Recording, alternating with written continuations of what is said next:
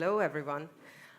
Thanks for staying until the last minutes of the conference and listening to our little talk today. And yes, as you laid it out, it's quite a big theme for one of the last presentations of the day, but we'd like to move on with that. So, yes, my name is Kata. And I'm Barnabas. And we are from Cherrisk, which is new insurance platform. Actually, quick question. How many of you heard about Cherrisk before this presentation? Oh, great news. Okay. I like to get this information back because we work together on the campaigns and stuff, and obviously it's always important to get customer feedback, so good.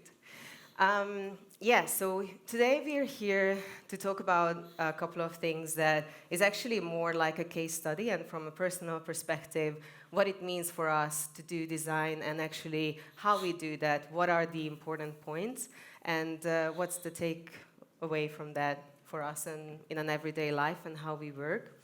And just to give you an idea for all those people, that very few who don't know us, Cherrisk is actually an insurance platform, but it's a little bit more than that.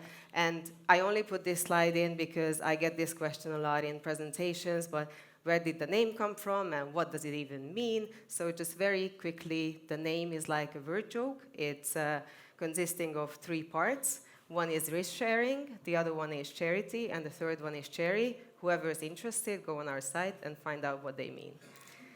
So the first thing is that why we think design is endless and not timeless, because technology and people are the same. So for example, this phone, the Nokia 6310, sorry, it was an iconic phone back then. It was the businessman phone, and it was the first phone with Bluetooth. It was a WAP or WAP in Hungarian compatible phone, and it was really bad if we think about it in today's standards.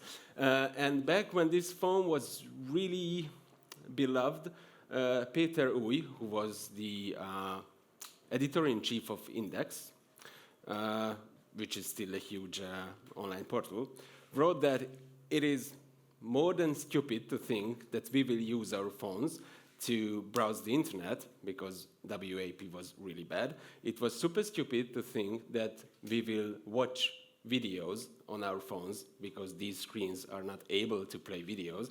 And he had 18 years ago a really fun article about how it's really, really unbelievably stupid to use our phones to the things we use now.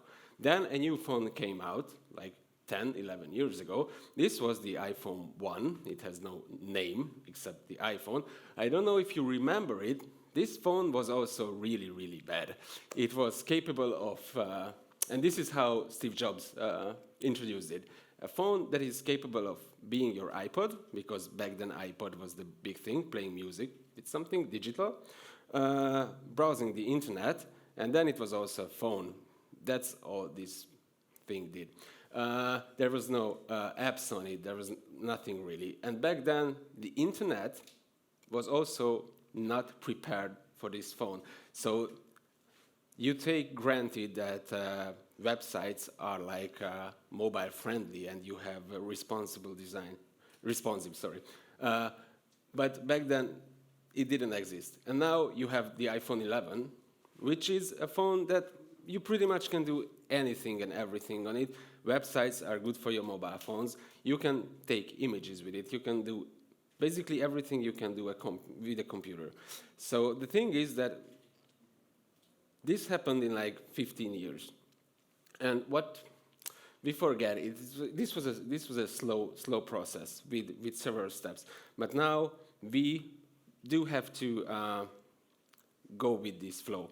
And we created products that use the iPhone 11. So we have applications, we have Cherrisk, which was impossible to do on the Nokia, and it was also impossible to do for the iPhone 1. And then if we go on, we will have something in like 10 years. We don't really know what this will be, the iPhone 21. Maybe it will look less stupid, maybe it will look more stupid, maybe it will have a holographical screen or something, but we just don't know. What we do know is that we have to go with it. We have to innovate and reflect the possibilities of the hardwares, and we will have to give a software solution for this, and people's need will also change according to the hardware possibilities, and we will have to reflect that. And the important thing here is the Nokia phone, and between the Nokia phone and this imaginary iPhone, it's not a huge jump, so there are never really huge jumps. The iPhone 1 was bad. It was maybe sort of revolutionary, but it wasn't that revolutionary. We just remember it in a fancier way. But it was a really slow process to reach what we have today, because design is an evolution. And as design is an evolution, evolution is actually what? It's procedure of small steps, small changes, and adapting to the ever-changing surroundings that we have. And as Barna said, then, when you have hardware changes, that creates you opportunities for software changes. But also there's consumer needs that change, and these are the things that we need to adapt to. And which reflects on the other, or which is creating space for the other one, it's another question. This is not the topic of today's talk. But the key point is that we have to take both in consideration when we are creating new products or new procedures, new services, or even just processes. And when we're talking about design in our talk today, we actually should expand that, especially after the previous presentation, that we could really look into a bigger picture. We don't mean design as only UX design or service design or any of these words that you probably heard a lot of today. We're more thinking holistically about changing things in any systems that we have, may it be our own service or our platform or our processes that we are providing to our customers. But then the question arises, like, what do you actually need to change? When you have a service, when you have a platform, there's any time that a designer or anyone who created it would look at it, raise your hands if you never saw your own creation, but the next time you looked at it as imperfect and seeing something that you wanted to change. But obviously we cannot change everything and we cannot perfect everything, and it wouldn't be even perfect the next moment. So we're referring back to design is really, really endless because it's a circle. And how do we actually decide on what we work on in our platform? And this is going to be more of a case study from our side. We actually measure stuff. And this is, again, like not something that is, inventing the hot water, but it's important to constantly talk about that we have to make these decisions based on data. We have to look at our services and products and in a bigger scale, not just what I like or he likes, but actually what our consumers like. And how do we actually do that? This is one part of our website, and it's one that we look at very, very often. I think you guess why, because this is where the sales process starts, right? So it's quite of an important page. But what do you see from it? We can actually look at how people interact with it, and we do look at that. And we really had some key findings, what people do and how they interact with this page. Do you remember any? Yeah, so for example, we made a really nice page with really nice icons. I love those icons. But people started to click them, and we were like, guys, those are just icons, don't click them. But, so if your users think that you did something for them to click, but it's just an illustration, then probably you're at the fault. And I think that's a really important takeaway here, because you may think something, but if people don't get it, you are wrong, and you have to adapt to them. And then we changed the icons. We removed them, I guess, because they were useless, they were confusing, so we don't use them anymore.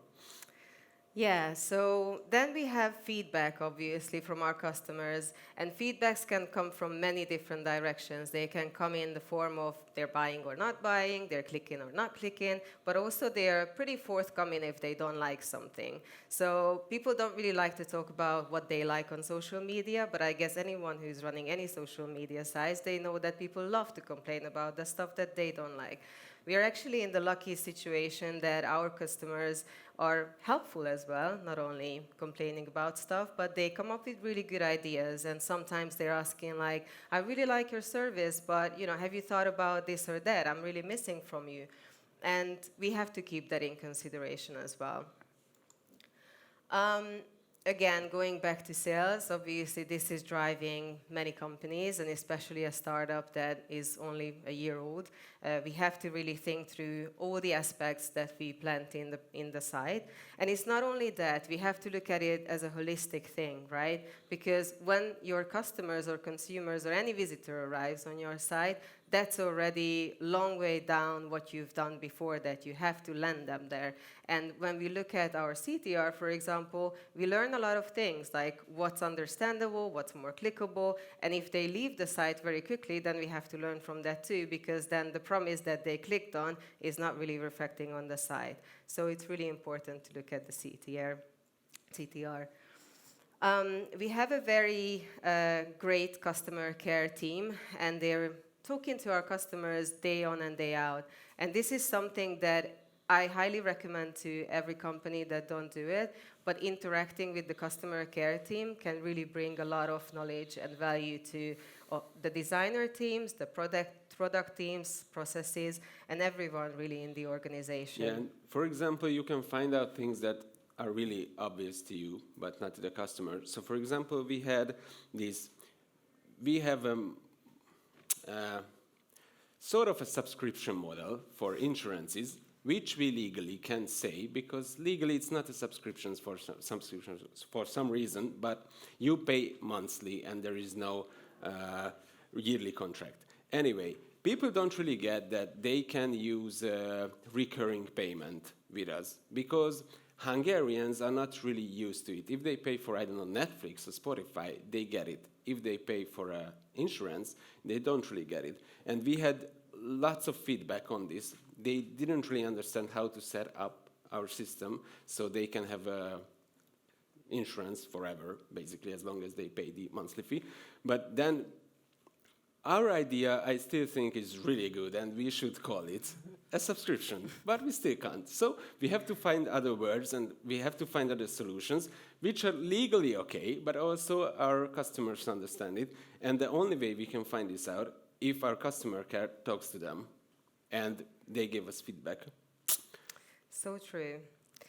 I'm pretty sure everyone is using analytics here, but we use it for not only seeing how people are interacting with the site, but also we love our little funnels and seeing really where people are in that funnel and how they are interacting with the site is an important insight, especially for the sales team, which really can drive what needs to be changed if we're talking about the sales performance, which really leads to the sales reports, because this is an important aspect where we need to look at our goals. When we look at our goals, it could obviously a lot softer than just, okay, sell this much and that much and KPIs and all of these beautiful things. It could be a lot of other things. But in terms of the sales, you have to always consider what your KPIs are and what really leads you to it. And although you might see that on some sites of the website, some landing pages, there's really bad behavior or it's really not used as intended, but there's so minimal visitors on that site, then probably it's not even that important. So it's really important to interact these data and think about what your goals are, because otherwise you really end up wanting to fix everything, wanting to multitask, as heard in the other presentation before us. It's probably not the most successful way. And sometimes we had to make tough decisions. So for example, we really liked we had a sales chat at the beginning. It was really fun, and we had really nice feedback on it, that how our digital assistant was funny, which is surprising from an insurance platform. But still, we saw on the sales report that the chat was fun, but the conversion rates were bad. So we basically axed it because we had to. So even tough decisions, even if it's just a sales, at the end of the day, most companies want to make some sort of profit, and we just have to find a balance between being fun and being beautiful, but also also selling insurances. But we're always fun and beautiful, right? Sort And of. also, we cried when we had to do that, but sometimes you have to make these tough decisions, and it hurt him the most because he was writing all those funny jokes. Yes. So this is why the example. And this is probably a very, very important metric, but I think we came up with it. So I would be very interested if anyone in the audience might know what a BBU is. Because I'm pretty sure that everyone who works in a company and is looking at any changes or any improvements or designs would come across this metric, but you might not know it. But I think it's important. Any ideas? I will help with a little bit. That guy in the middle is our CEO and founder of the company. And the BBU stands for Boss Becomes User. So I don't know if any time you actually had the experience that your boss tried the service, tried the platform. For example, in our case, he bought an insurance for himself, and he was like, well, in this process, I found this part that is really not working, so obviously we have to work on that. So instead of all the matrix, no, I'm kidding. Obviously, we looked at all the data, and if it turns out that he's the only one who doesn't like it, then we're not going to work on it. But this is obviously a factor that will always come in the picture. And the thing is that all this data we gather, in the end, it becomes a problem. And we like to solve problems. We have a cross-functioning organization for that to solve these problems.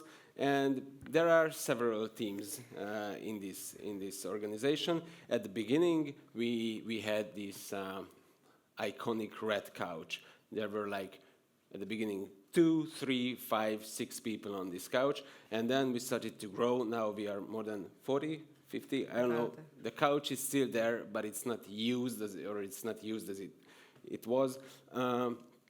We have now different rooms and different teams. But the thing is, the one thing remained, that there are so many different viewpoints in this company. So if you look at the old school insurance companies, everyone is an insurance expert, or most of the people are insurance experts or banking experts or some sort of experts, but we really not like that. So there are some insurance experts, but many more UI or UX or content experts, and we work together. These viewpoints can make things a little bit difficult sometimes because we have like sort of fights between each other. So for example, sometimes a product team comes up with an idea and then it lands at the UX designer or UI designer, and they say that, hey, this will take like 5 screens. We don't want to do 5 screens, we only want to do 2 screens, so simplify it.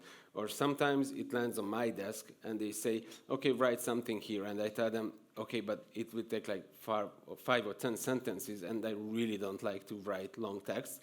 So let's simplify it, because I want things that can be explained in 2 sentences. And all this interaction between us, we believe at least, leads to something that's more simple, we don't like the word revolutionary, but something that's better than it was like 2 years ago at other sites. And even legal concerns are coming in. So this flat organization is kind of working like this, always interacting, always, even, I don't know, fighting is an ugly word, but still is some sort of... Arguing. Yes, better that's, word. yeah. And I think this flat organization and the implications of being in one of them looks really like this in the design process. I'm pretty sure you saw this before. It's really familiar with the design thinking first phase, when you're just like, what is going on? What's the problem? Going back and forth.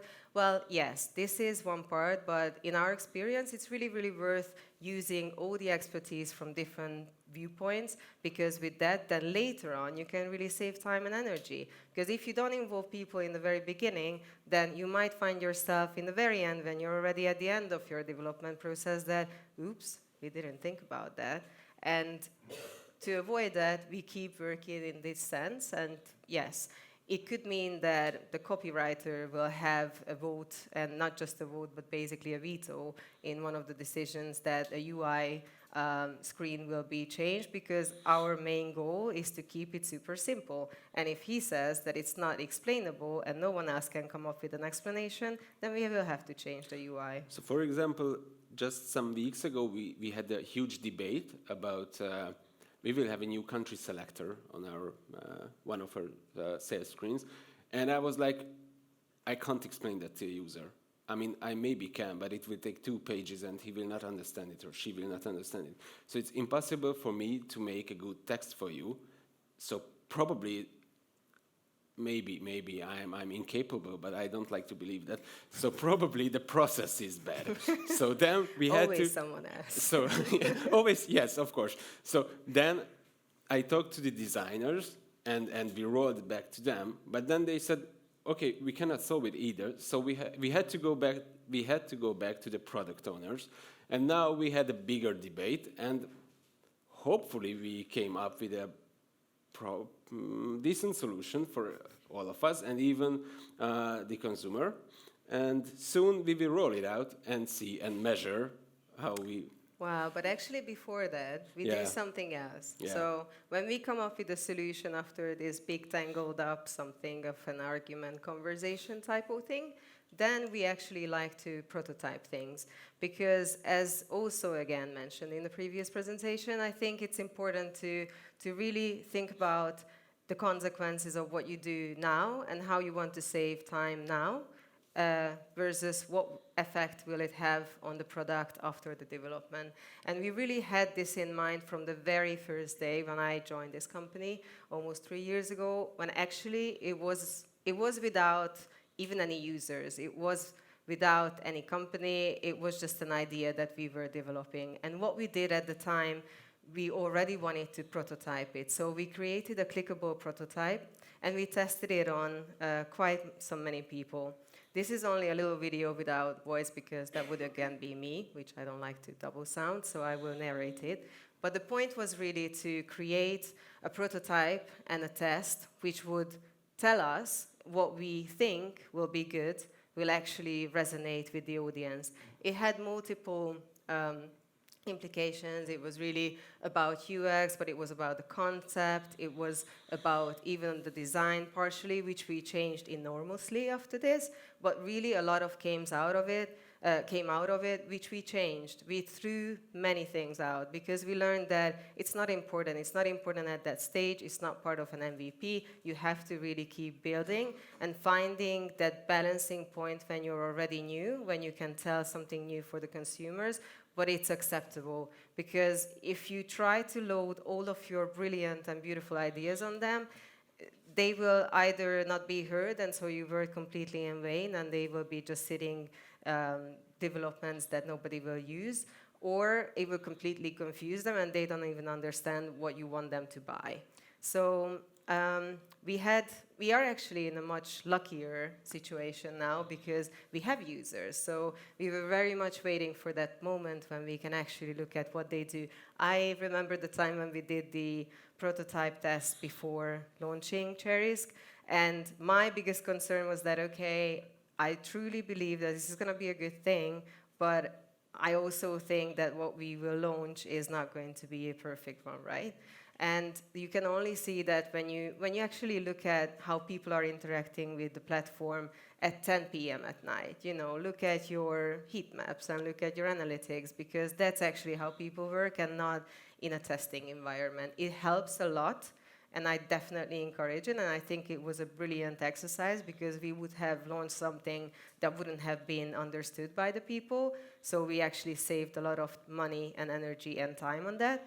But also, I much better prefer this time when we can actually ask real people who use the platform, and they're willing to tell us. So what we actually decided to do is that we created a closed group on Facebook, which is called the Hardcore Without the Fans, but actually that's what we mean.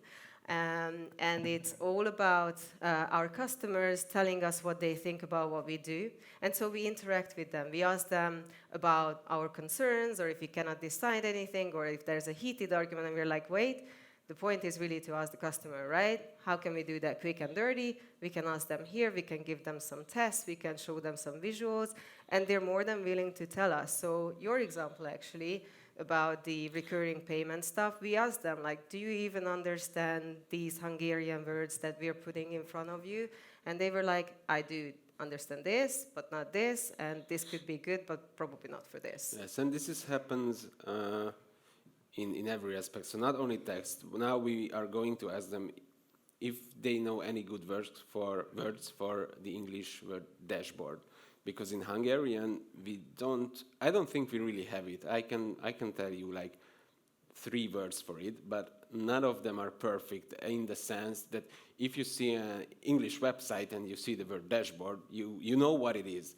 But if you see a Hungarian website and you say, I don't know what, like műszerfal, is it a műszerfal really? I'm not sure. So now we are going to ask them, maybe they can help us because they are more people than we are, and even users can have good ideas. Even them, surprisingly. Yeah, it's like... Honestly, asking people. So beside asking people online, which is a quick and dirty solution really, we do believe still in personal user tests because they are a more in-depth conversation that you can have with your people and people who are interested and know your service. And that is why we, I don't know why we're not going further. Oops, no, go back. So we actually call, from time to time, we ask people if they want to come and help us with some user tests in our office, and they can help us only, even in a wireframe test, it could be very, very helpful. So this is what we started to do, and we intend to do at least once a month with the processes that are important in the improvement side. Obviously, when you change very little things, it might not worth it going to this length. But if it's a more in-depth conversation that you need to have and understand what the customer understands, then we highly recommend using this. And this is the part where we really believe to spend time on something to save time later. So obviously these things take a day for several people. But in the end, at least we won't do something that's useless or unusable for the user. So all these things are small investments in our future and to make a better product at the end. Yes, and all of these small steps, when we created this presentation, we came up with this little circle, which is the endless circle of life and design and all of that, what we think about. And actually, I think what we came up with for measurement, I think from that you really learn what you need to change and what is needed to be changed. With the flat organization, you can actually have the knowledge that you need to create the best possible solution. And with the prototyping, you can always get the quickest and best feedback from your customers. And obviously, that is going to help you build your speed and save time and money, of course.